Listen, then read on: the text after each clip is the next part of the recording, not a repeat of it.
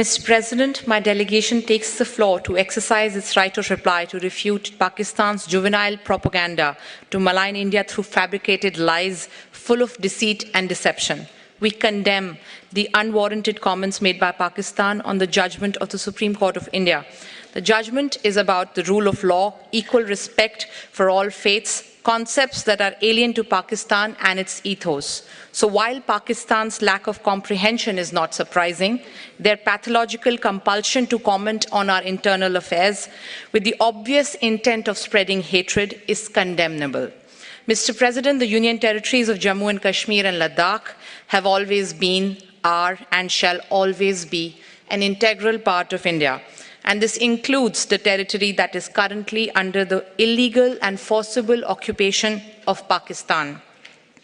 UNESCO's membership is well aware of its constitution, which states that, with a view to preserving the independence, integrity, and fruitful diversity of the cultures and educational systems of the member states of the organization is prohibited from intervening in matters which are essentially within their domestic jurisdiction.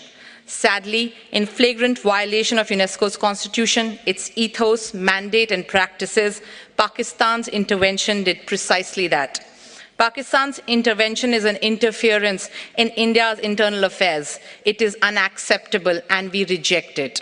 Mr. President, for us, the most important fundamental right is that of right to life. Globally, the single largest threat is this right is from terrorism. Tragically, the reality facing us is that Pakistan is the world's largest producer and exporter of this evil. Pakistan's political approaches are rooted in terrorist violence, and its global engagement is defined by mainstreaming of terrorism as an instrument of statecraft. Ask yourself the following questions. In which country were the perpetrators of 9/11 and 26/11 terror attacks discovered? Where were Osama bin Laden and Mullah Omar found? Which country is home to 130 UN-designated terrorists and 25 terrorist entities listed by the UN as of today? Which is the country where organizations such as Hizbul Mujahideen, Jamaat-ul-Dawa, Lashkar-e-Taiba, and many other banned terrorist outfits openly conduct their activities, collect funds from the streets, and run their offices with active support of the state machinery? Which country is the leader in aiding, abetting, and financing of terrorist activities?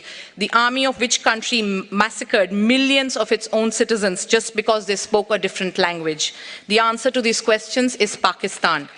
We, the UNESCO and the global community, certainly do not need Pakistan, this hub of global terrorism, to be waxing eloquent on internal affairs of my country.